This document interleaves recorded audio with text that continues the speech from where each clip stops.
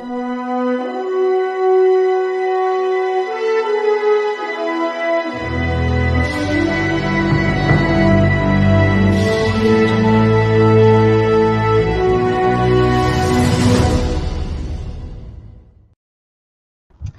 morning, everyone. Happy Monday. It's Monday again. Where is the summer going? I'm Dr. Lori Davis, and you're watching the Today Show here on the Disability Channel. And my co host, Virginia Clark, is with me again for Empowering Monday. Yes. Monday is empowerment, right, Virginia? Self care, self improvement. How was your weekend, Virginia? It was hot, but I loved it. It was good. It was fabulous. Yeah. It was a really good weekend. I enjoyed myself. So, yeah. Wouldn't it be great if we could just bottle this up and sell it in the wintertime? Yes, we'd make millions. I know. Well, I had an amazing weekend too. I went away. Originally, we had made plans for my birthday earlier in the month, but due to, my husband Ron got the shingles, but he came through it beautifully. No pain, no itch. But I think that's because we got him right away with some antiviral medication, which, we don't like taking, but sometimes you have to. Yeah. And so this weekend we spent time with my sister and her husband and son and my besties, and we always celebrate each other's birthdays. And also Ron's cousin. He has a cousin here who turned 80 in March, and we couldn't get to the party. No one got there because of the weather that day. So anyway, it was celebration time, no phone, no computer, off the grid. Perfect. Felt great. But came home and looked at my calendar and went, Monday, oh my goodness. Yeah. Bigger than life. So anyway, welcome everyone to the Today Show. We're going gangbuster. I had a network meeting this morning, and we can boast we're like up to 25,000 viewers per episode, Virginia. Yay. And that's just after 3 months on the air. That is incredible. Yes. But Amazing. that's all, I know, but that's all the promo work that goes on behind the scenes and people putting the show up on their Facebook pages. And we would encourage that to share the show. If you want to help us out, share the show. Yeah. And put it on your Facebook page, put it on your LinkedIn, Instagram, anywhere, because it's right now streaming live on Lori Davis Facebook page and our 2 YouTube channels. And those are places where we go directly live, so you can go in and share the show. Yes. Good morning, Kathy. Good morning, Kathy Bell. Someone else is here too. So I don't know who they are, but if they put their name up, we can say hello to you this morning. You say hello. Because you may have questions, because Virginia and I are going to talk about a little touchy subject. It is a touchy subject, yeah. And it might hit a nerve or two, but that's why we're here, is to wake people up. That's what we do. That's what we do. That's what we do. Yes. Right on. Yes. So, Virginia. Yes. When we talk about guilt, you know my thoughts on that, and I'd love your thoughts on that. I think women are born with 2 extra chromosomes. You know how we have the chromosomes in our body? Well, I think women have 2 extra ones. One is called guilt. It's like we're born and it's tattooed on our forehead. And then the other one is called on sale. Because if we see something on sale, we don't even need it. We get it, right? It's a good deal. I think that's in our DNA or something. I don't know. So. Yeah. What are your thoughts? Yes, it's a tough one, especially I think when you become a parent too, because that you just think you should be doing everything. You see all these other people, oh, she's baking every day and she's sewing and she's so, as a, especially, parent, you know what, you do the best you can. That's all that matters. Guilt is, yeah. So what you're really talking about there is comparing. Yes. Oh, and don't we all do that? Ooh. Oh, yes, we do. She's thinner. She's prettier. Oh my God, I wish I looked like her. I wish I was as smart as she is. Yeah. You could spend a whole lifetime doing that. Sometimes And our parents do that for us too. Why can't you be more oh, like your sister? oh, yes, Mhm. yes, definitely Mhm. comparing kids to Yeah. each other. Why Yes. can't you be more like your brother? You're Yeah. just like your father. Oh dear. Mhm. And you know, it's like, how do we escape it? But Yeah. so we're going to actually today, Virginia and I are going to really do a great job. I know we will because we've delivered this many times. Many times. The difference between guilt Mhm. and shame, Yes. and share some stories around that. So, the first story I want to share is a personal story, and you've probably got one too. Let's go back to childhood. Now, Goody. every kid, I think, tries to steal at some point in time, whether it's a chocolate bar, bag of chips. And my story goes back to many years when I was about 7. And then I want you to be thinking of a story, Virginia. Okay. Um, and it was just one of those rare times in my life where we lived somewhere long enough where I could actually take piano lessons. And my piano teacher lived up the street. And she owned a big string of nursery schools. It was in Montreal, and she owned a big string of nursery schools in Montreal. And I loved going there. So this one day, and this story is about how smart my mom is. And so she used to say to us, if you get there early, you wait for, she was French, very French. If you get there early, you wait in the back porch and I will be along, because she was always traveling around the city. So this one day I arrived early and I stood in the back porch. And when you're standing in the porch, you could look down the stairs into the basement. And here were all these supplies that she used, like crayons and colored chalk. And one of my girlfriends still jokes about the fact that there's crayons in some of our packages. I know it goes back to that. And anyway, I thought, oh, I've got to go down there. Temptation took over. So I go down the stairs and I help myself to, and I love crayons. I buy crayons every chance I get, even to this day, and I love to color, but they have to be sharp. Okay, but this is back in the day before they had sharpeners. Mhm. So I helped myself to a box of crayons, put them in my pocket, and quickly ran up to the top of the stairs and waited. Then she comes home, and I had them hidden in my coat pocket. Had my piano lesson, then I went home. Well, duh. I pull out the crayons because it's raining and my mom's getting supper and I wanted to color. So my mom looks over and she says, oh, where did you get the crayons? Well, you know what happens then? You turn into an automatic, by default, liar Mhm. to cover yourself. So I said, well, I just got them from a friend. Now, Virginia, you know, Mhm. you're a mom. You wouldn't buy that, would you? No. No. My mom didn't buy it either. She said, I know where you got those crayons. You got those at Madame Goudreau's basement. So you're going to march right back up there and give them back and apologize and return them.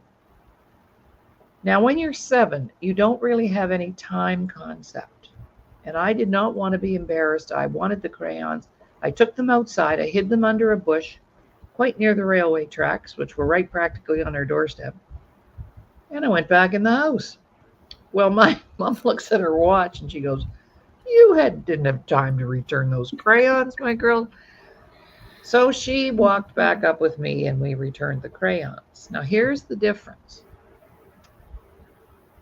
My mom said, you know, you don't steal other people's things. That's not a good thing to do. So don't do that. And there were consequences. But you see, a different kind of mom might have responded this way. And this is the difference between guilt and shame. Mhm.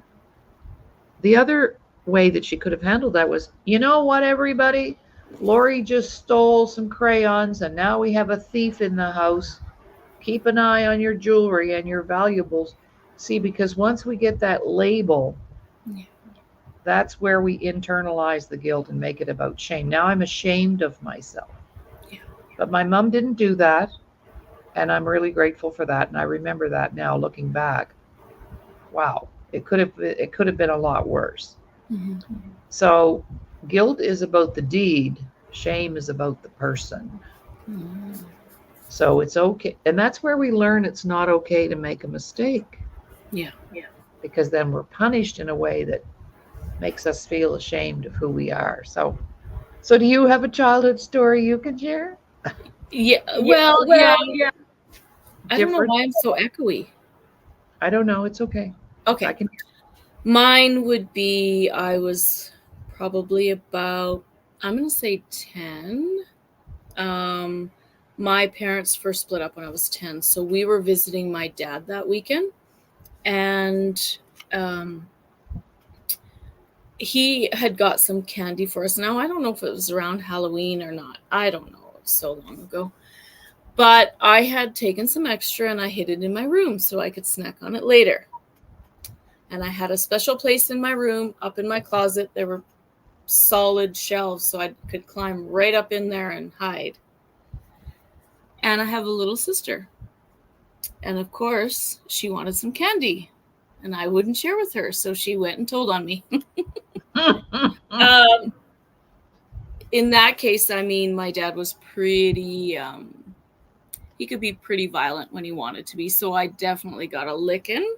Mm-hmm. And yeah, was absolutely made to feel ashamed about what I had done. There was no, like your story where your mother didn't go down that path. My dad absolutely, you just like so-and-so, or just, so yeah, so that would be mine. I never did that again in his presence, just for that reason. I was terrified of what would happen. Yeah. Mm-hmm.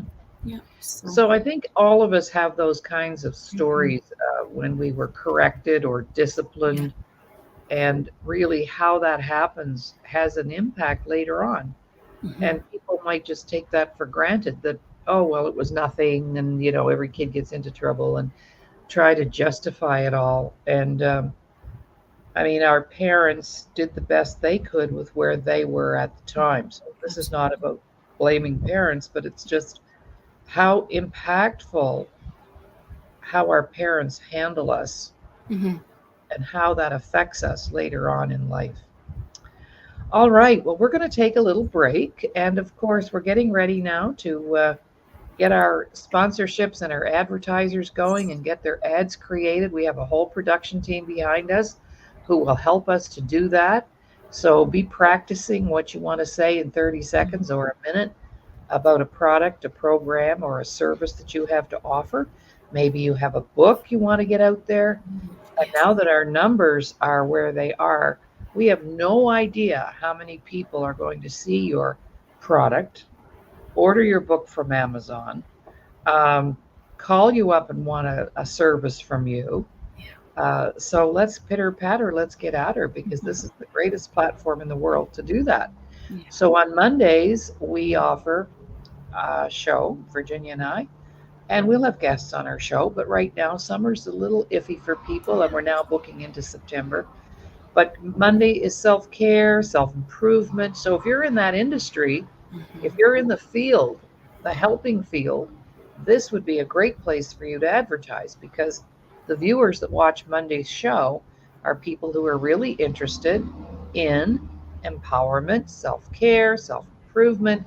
So if you have products, programs, and services that would support that, feel free. They're chopping trees across the street in my yard, so we can hear the machinery, no doubt. So here we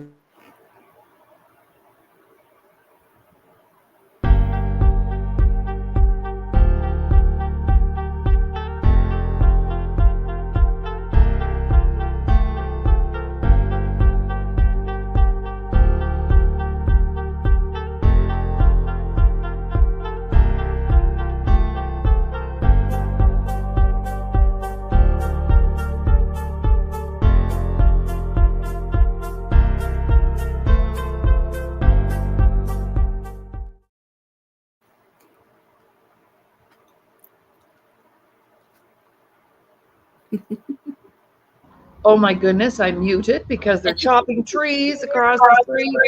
It's okay. All right, I closed the window and jumped back in. Anyway, welcome back. You're watching the Today Show here on Monday, and my co-host Virginia Clark, and we're talking self-care, self-improvement. And today we're going to talk about shame and guilt. So we just finished explaining the difference. Mhm. And shame usually comes when, let's say, one of your kids make a mistake, and you make that mistake, you either punish the deed or you punish the child. Mhm. So that's kind of a simple way to say that. Mhm. But we have a list. Now, if you want to get out a piece of paper, we have a list of 25 behaviors, attitudes, beliefs that are actually rooted in shame. Yeah. And you may not know that. You might think it's just normal. That's just me. We justify things. But we'll go through the list and then we'll do the scoring to help you see what needs to change for you. Because, Virginia, Yes. okay, we cannot change what we are not aware of, Absolutely. right? Yep. We have to be aware of it. Otherwise, we can't change it or fix it. So why don't we get you started, Virginia? And you share the first 5. How about that? Absolutely. Yep. And I'll just explain what we're going to do. Virginia's going to share the behavior, the attitude. And then you're going to decide, is that me? Yes. Then, so like number 1, if that's you, you put a Y for yes. If that's not you, you put an N for no, that's not me. Yep. Or an S. Sometimes that's me. Sometimes. So what's the first one, Virginia? And then I'll do that again just to explain that. So what's the first? I feel there is something wrong with me. Oh, man, I felt that way for years. Hmm? Right? I thought there was something wrong with me. So yes, why? I feel like there's something wrong with me sometimes. Or N, no, or S for sometimes. Yeah. So each one, we're going to score it. So our viewers can watch this and actually come out with some results about right in front of you will be wow. And if you want to write the item down, just write it quickly. We'll go slowly enough. Mm-hmm. And if we don't finish it, we'll continue next week. Absolutely. All right. Right. Virginia, have you ever felt like there was something wrong with you? Because I'd like to have a little exchange over each one. Yeah. So when we first did this, this activity, it was back in July of 2022. Oh. Mm-hmm. So I guess you're going to be rescoring yourself. Today, I'm going to be rescoring myself. Yeah. I was an absolute yes then. Mm-hmm. Yeah. Okay. Yeah. All right. Number 2. Number 2, I find it hard to have eye contact, hugs, or physical contact. That's a good one. Mm-hmm. You know how we grow up in families and maybe, mom's side is really huggy and whatever, but dad's side's not so much. But yesterday when we were away on the weekend, I don't think I've had so many hugs in quite a while. Yeah. Because everyone that I'm associated with in that realm, we're all huggers. And but some people don't like that. They don't want to be touched. They don't. But that tells you something, doesn't it? Mm-hmm. Yeah. Because hugging is very natural and beautiful. Yeah. Yeah. And eye contact. Oh, I have a little story about that, Virginia. Yes. I taught high school one year. After I left teaching, actually, I substituted at our local high school. And the teachers told me, wait till Monday morning, you'll be able to tell the kids who lost their virginity on the weekend. I said, what? Okay. Yeah, you just wait. You can tell. I said, well, what's the big sign? How do you know? Well, they'll have their eyes to the floor. They won't be able to make eye contact. And they will have become extremely quiet. This could be your most vivacious cheerleader who's out there and she's all over everybody. And then all of a sudden, boom. Mm-hmm. That's the shame attached to that. Yeah. It was hard. I couldn't believe it till I actually experienced it.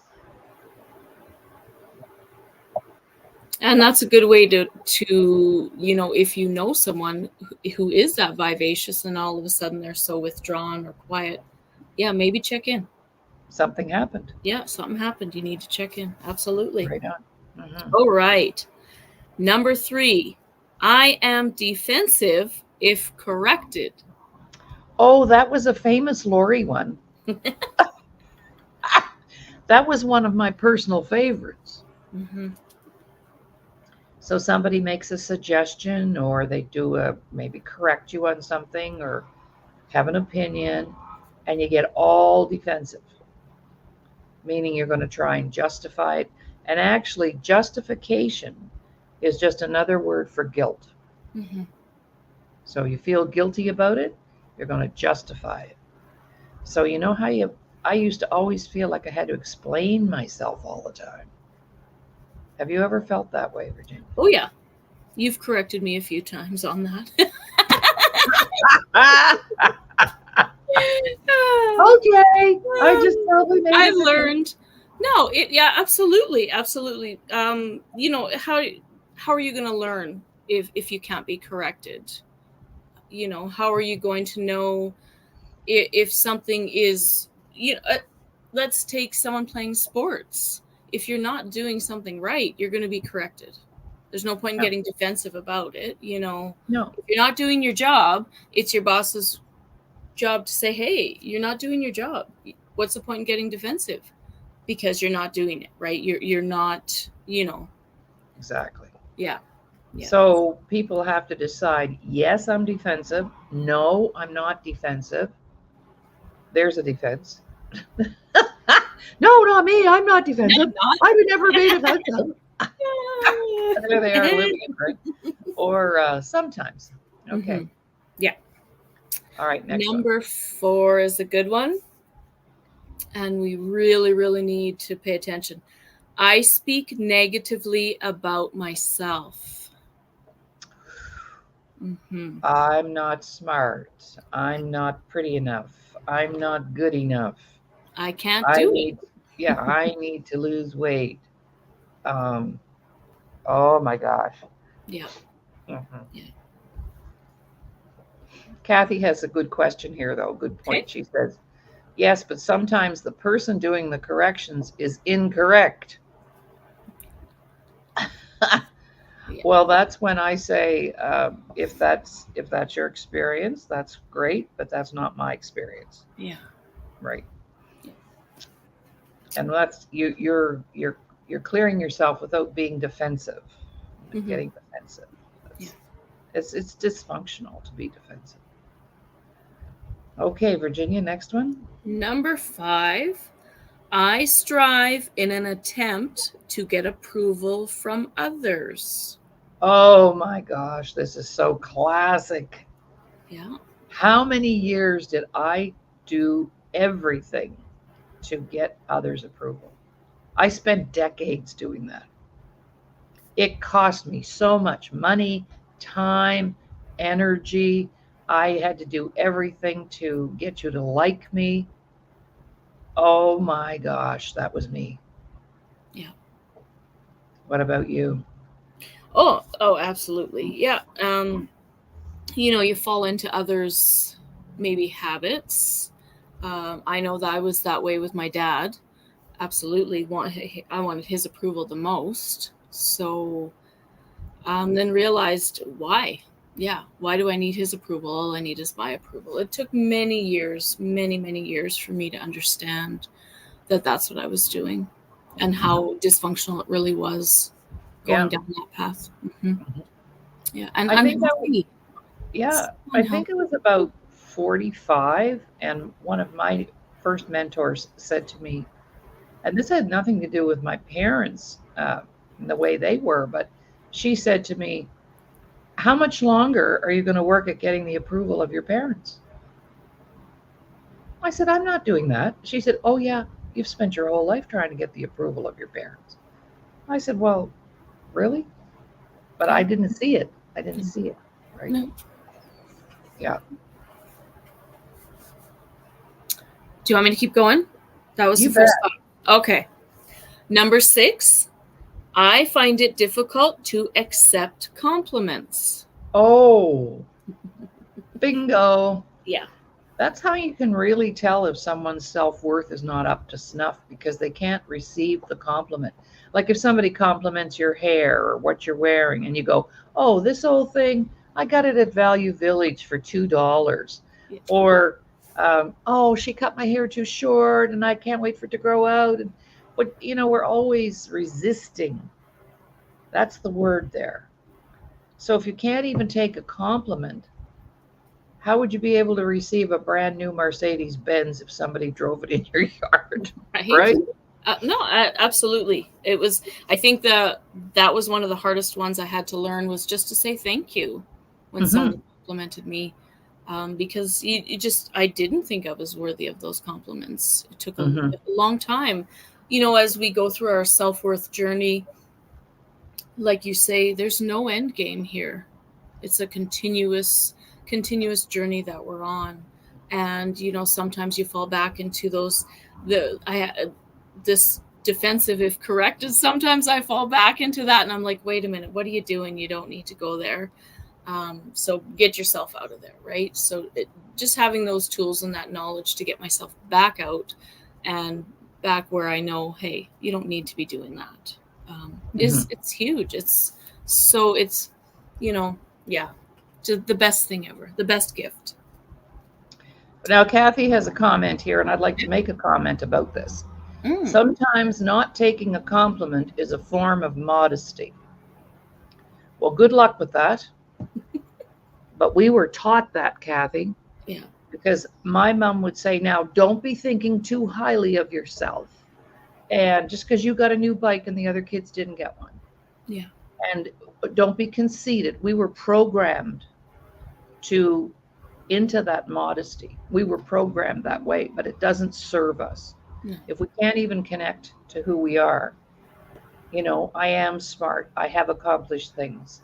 I did my best. And somebody else notices it. That's how we connect with people. Yeah. So I understand that was a good comment, Kathy, because that's what we were conditioned into. And there's nothing that comes with being modest. It doesn't get you anywhere. It doesn't serve us. No. Because then we don't get to really connect and have other people appreciate us, Yeah. So you just start practicing that with a thank you, acknowledging that. Otherwise, you've told the other person, they have no idea what they're talking about. What, you like my hair? Are you kidding? Or my lack of hair? Yeah. I've had more compliments on my lack of hair. Yes.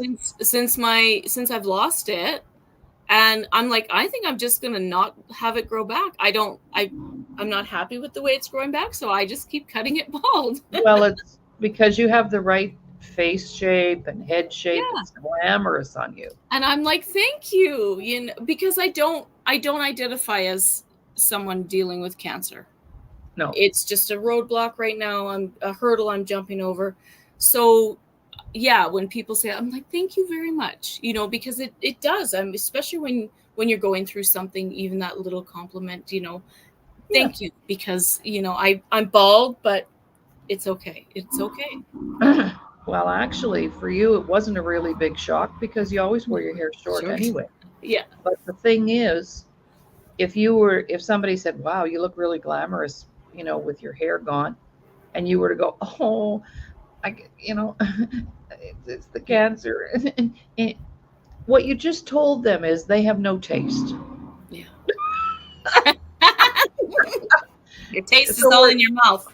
Yeah, we're constantly resisting that. So when somebody says something nice to us, and so because if you can't receive a compliment, that's low self-worth. Yes. You're not going to be able to receive anything else either. Yeah. Right? Help, support, love, a partner, good kids, whatever it is. Yeah. So important. All right, we'll do one more and then we'll take a break. Do one more. All right, number 7. I find it difficult to trust. And this can be others and ourselves. Right. We don't trust our own decisions. This is so huge. We're going to take a break. And then we're going to come back and talk about that because this is a big one. And we might have to do part 2 next week, and I don't really care. All right? Because this is our show and we can do whatever we like.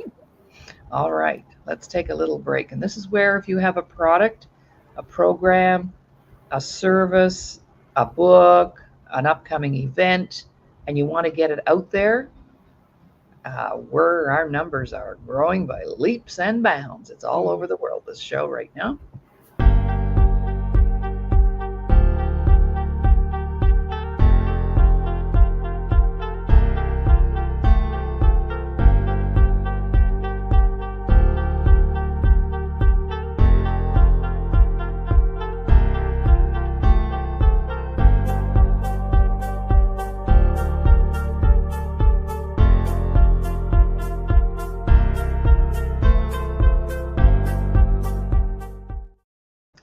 Welcome back, everyone. You're watching the Today Show here on the Disability Channel, and Virginia and I hosting once again for Mondays. Yes. This, to me, you know what? This show on Mondays is like the best way to start your week. Absolutely. We don't talk about fluff and puff, and this is the real deal here on Mondays. Yeah. Because it's all about self-care, self-empowerment, putting ourselves out there, having a higher quality of life, having a beautiful life. Yes. So trust. You want to read that one again, Virginia, on trust? I find it difficult to trust, and that can be others and ourselves. Right. Yeah. So let's talk about all the reasons why we don't trust. And we have very good reasons not to trust. Absolutely. What are some of the reasons? Just the how we were raised. You know, maybe we didn't have someone that we could depend on or trust, or, you know, someone says something and does the opposite. So you can fall into that. Well, I can't trust them because they never stand true to their word. Right. Something simple as that. You know, I'm going to meet so-and-so then, and you don't show up. You yourself, if you know, say I'm going to be here at a certain time and you show up half an hour late, that trustworthiness, someone is going to lose that trust in you as well. Mm-hmm. So, you know, it's whether we have lost trust in someone or lost trust in ourselves. You know, maybe we made a decision and it fell flat on our face. We in our minds, oh, I can't do this, I can't make decisions. Again, that goes with, you know, speaking that negative and you know, anything like that. Everything plays into one another when we think about self-worth and self-esteem and stuff like that. So yeah. And you know, people have lied to us, they've stolen from us, they've cheated on us, they've said nasty things about us, gossiped about us. These are all things that destroy our trust. But you know, right in the middle of the word trust is that little word US. Trust. More than one person is involved here. Yes. Whether it's self or Virginia and Lori. Yeah. And the problem with that is you paint everybody with the same brush, and then you miss out on really good people. Yeah. Right? Yeah. I mean, years ago, I had a beautiful condo. I lived by myself. I had a girlfriend with 2 teenagers, and she was on the street. And I said, listen, that nasty divorce, and he kicked her out. I said, come stay with me. I've got room, got 2 extra bedrooms, you know, and you can come and live with me until you get yourself on your feet. 3 months later, I got home from work, and my place had been cleaned out. They even took my electric toothbrush. And who would want to use that? I don't. But anyway, turns out her son was on drugs. And anyway, you know, after that, the normal route for me would be, and this is when we make these declarations, I'm never having anybody in my home ever again. Yeah. Yeah. And where would I be today if I had followed on that one? Mm-hmm. I've always got people in my home. I've just got a friend downstairs right now moving out today. Yeah. But I didn't let that tarnish me. Yeah. Because for me personally, I trust you until you give me a really, really, really good reason not to.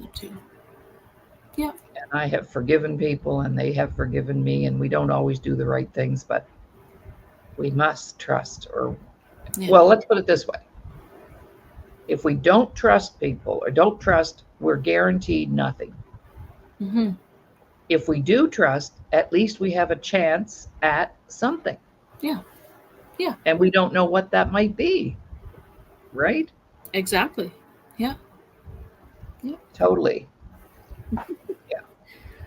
All right. Number 8, we touched on a little bit last Monday when we talked about I have a fear of failure or success. Oh, yes, we did cover that. Yeah, we did. And I think we came to the conclusion that we're not really afraid of failure, Mhm. because we all know we've all messed up. We've all made mistakes. We got through it, and we know what that looks like, what it tastes like. But the fear of success, especially amongst us women, is like a pandemic. Mhm. And we can take things right to the finish line. I did this, built something from nothing, got it to the finish line, and dropped the ball. How many times did I drop the ball? I don't even want to talk about it. Yeah. I don't want to go there, Virginia. Can you pull it out of me? Absolutely. Yeah.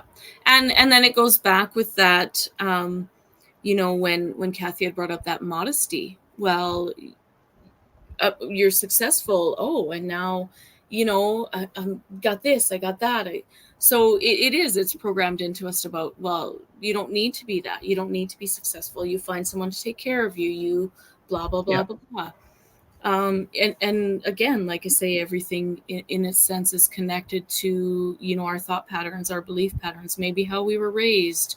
So those are things that we have to think about when we go forward and talk about our empowerment.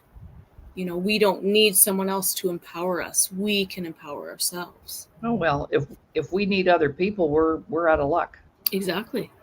Because people climb the ladder, and there's always a bunch of people at the bottom wanting to pull you back down where you are. Yeah. Because that's where they are comfortable with you. Yes. And when you have a fear of success, Kathy asked a good question here. What's the excuse for dropping the ball? Was it too much work? No. Dropping the ball means, what if this does work? Yeah. Wait a minute. This is actually going to work. So I better not go there, because will my family still love me? Will I have a big head? Will we start justifying again? Yeah. And that self-doubt comes in. Right. Yeah. Will I be different? Will I act differently? No. And so people aren't willing to take those risks to jump over that hump. That was me. I lived it. Yeah. Not this time, though. No. Okay, number 9. I think the worst is about to happen. Oh my gosh. Yeah.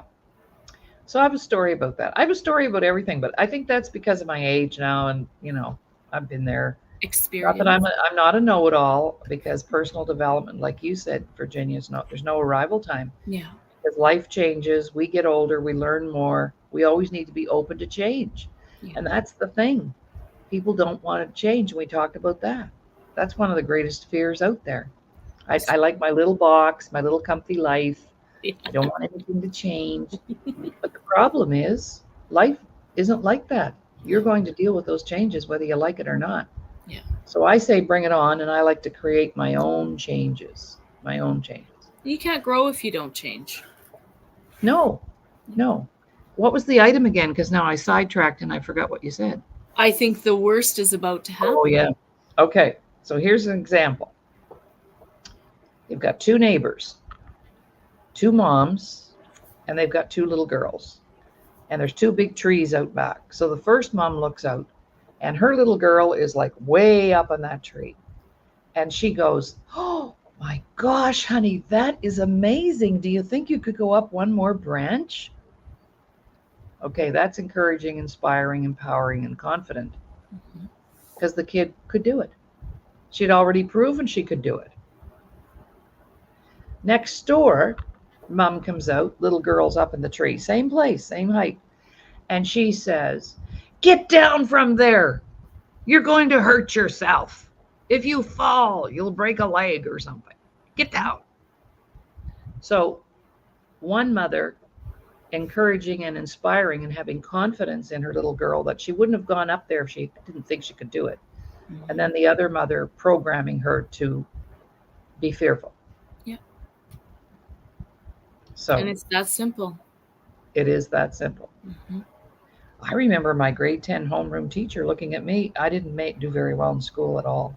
My marks were like 60s and 70s Mm-hmm. in junior high. And she looked at me and said, Lori Jeffers, you're never going to amount to anything with marks like that. And then you see, because it's a person in a position of authority, we believe them. Yeah. But I didn't believe her. I went, no. And then I became a teacher. Huh. Guess you don't have to be that bright. No disrespect. But once I got out of the school system and I went to teacher's college, I loved it and I aced it. My marks went through the roof because I was doing something I was passionate about. Exactly. Yeah. Mm-hmm. Yep. Yep. Number 10. This is a big one. I lack boundaries. I find it hard to say no. Oh my gosh. You want to start off a conversation about that one? Because I could talk all day about that. Yeah, I was that way when I was working in the healthcare field. You know, someone's not coming in. Can you work late? Can you do this? I don't know how many double shifts I worked. Because you just find it hard to say no. You feel bad. You feel really it's about, having no boundaries. And when I went through this program and realized, you know what, why am I burning myself out because someone else wants a day off? It was easier for me to say no, even if the person asking, they would try and make you feel guilty. Yeah, absolutely. Would try and make you feel guilty. And I'm like, nope, doesn't matter. I'm good. Mm-hmm. Thanks. Yeah. So, I absolutely, when I answered, I had sometimes, I think that it was probably more of a yes then, and it's definitely a no now. I know I don't have to worry about that. No, I'm good. Well, that's not our responsibility. Exactly. Right? And, a simple example too of that is, I used to support a lot of things. And, they call me up at 4:00 and say, Lori, we need 10 apple pies for the church supper in an hour. Can you take care of that? And I go, sure. Okay. And then I'd be driving around town like a crazy woman, buying up all the apple pies in all the grocery stores to get them to the church at 5:00. Yeah. I think not. Right? Yeah. Because then you don't stay well. You don't stay well mentally, physically, emotionally. It interferes with our health. Absolutely. Not to have boundaries. Yeah. Mm-hmm. Yeah. Yeah. Ooh, number 11. I reject others before they reject me. Oh, classic. Mm-hmm. Classic. I had a client. I loved her. I still love her. We're friends. But she couldn't believe that I wanted to be her friend. I said, you're finished your workshops and everything. And I spent a lot of time in their home and likewise and whatever. And we had because I become friends with most of my clients at the end of the day. So I said, she said, why would Lori Davis? This is how she said, I had to wonder, why would Lori Davis want to be my friend?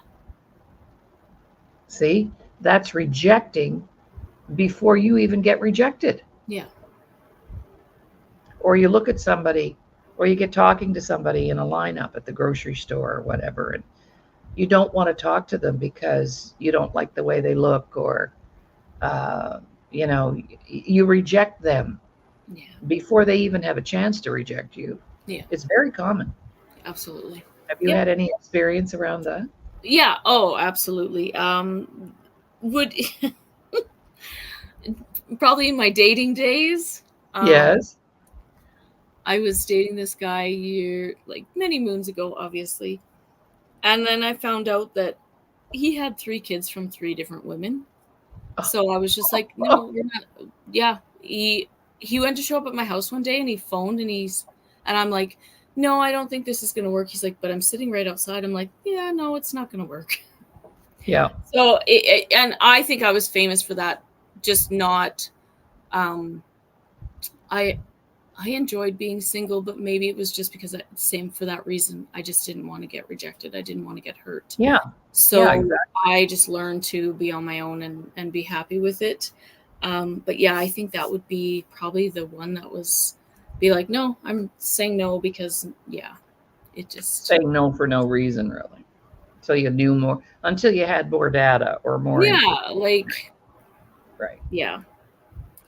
All right. Well, let's take a little break because once again, this is where you would showcase yourself, your products, your programs, your services. And this is just to give you an example of how long 30 seconds lasts. And you can actually say a lot in 30 seconds. I've been practicing.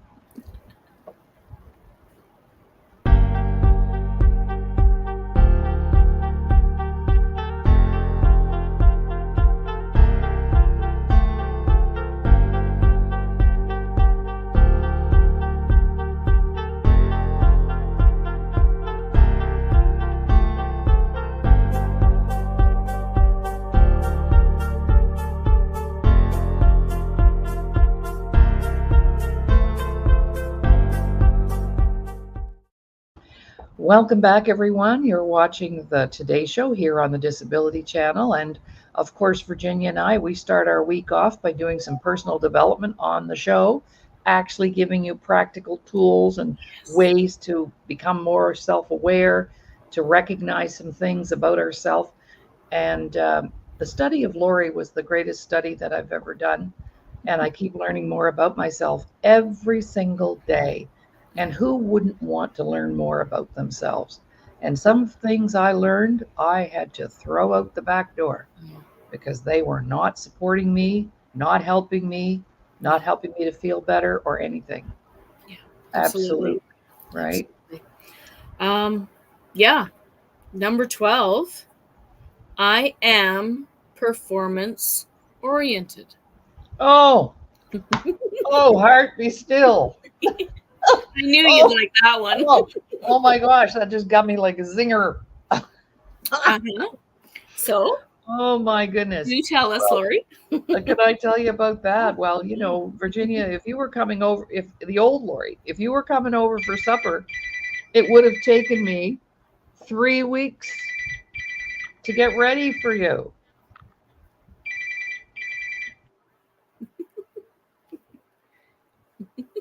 Three weeks, yes. So performance oriented, how well can we do something? All my value put into how I perform. And then when something doesn't go right or something doesn't go our way, then we lose that self-worth again, that self-esteem, maybe, I couldn't do it, I didn't get it done. So how are you performance oriented? Is that how you put value on yourself? By what you can accomplish, by what you can do, what you can get done in a day. When we think about our self-care, that's our whole body care, our mind, our spiritual, our physical. So if you're only thinking, what can I do, and not taking care of yourself, you're still not in that, have a healthy wheel, a healthy balance wheel of everything that we look at when we think of self-worth and self-empowerment. Yeah, because I didn't have any self-worth on the inside, so it was all tied up with how well I did things on the outside. Exactly. So, could I make a perfect meal? Did I look perfect? Was I like when I was a teacher, I had to be the best. I had to be number one. Yeah. And that's all about very low self-worth, because all of your value is tied up on something on the outside. Yeah. But we do that when the self-worth has been damaged. We then spend the rest of our life trying to find it outside of ourselves. So, a renovated kitchen, alcohol, a new boyfriend, proving myself, always feeling the need to prove myself. Yeah. And Yep. I would, I just lived so many years like that. It was very hard on me, very damaging, because nothing in my own heart, you see, nothing was ever good enough. Yes. There was always something. Oh, thank you for the compliment on the chocolate cake. But it's the first time I ever made one, and I didn't think it came out that well. And it was absolutely. Right? And again, they're all tied, not accepting that compliment, right? Yep. Even if you your performance was fantastic and you still can't accept a compliment, you're right. There's still something going on inside that, hey, you know what? Something's not right. You need to maybe do a little inside work. That's right. Okay, should we do our last one on the page Yes. before we end? All right. I would blame others as a way to defend myself. So I would pass the blame. Oh, this is so common in the workplace. People trying to find somebody to blame for something that didn't get done perfectly. Yeah, no, this is big. And I've dealt a lot with organizations, who bring me in to do staff development or team building or whatever.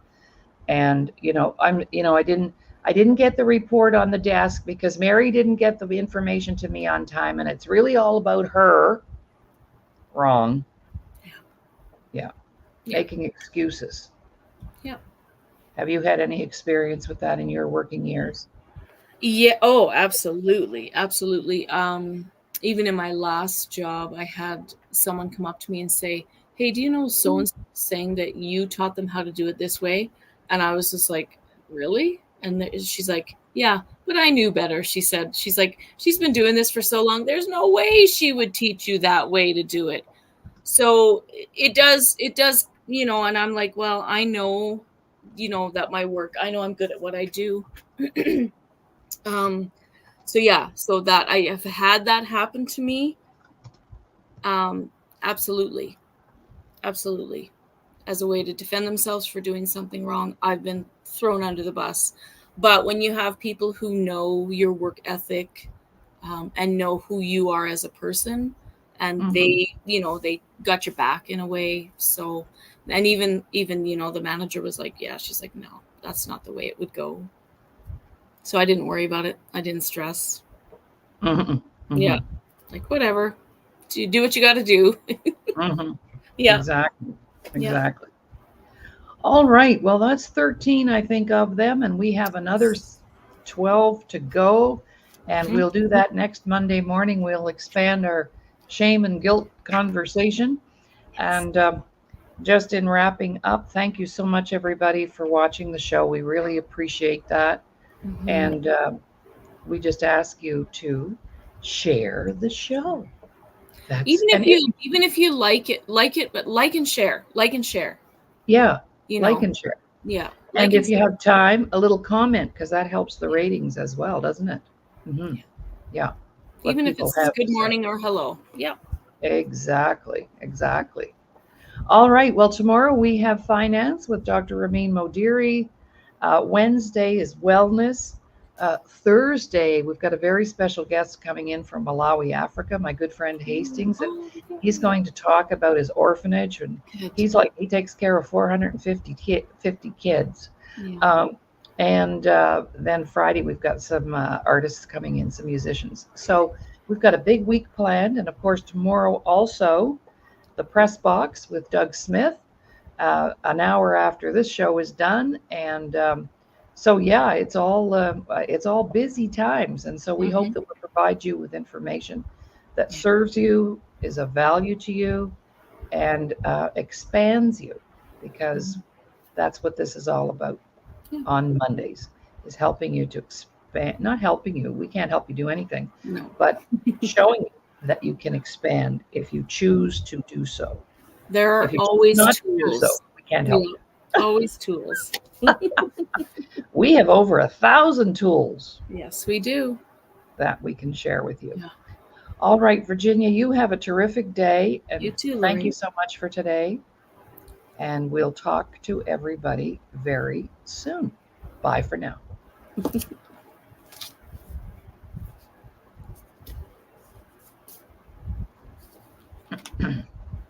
Bye.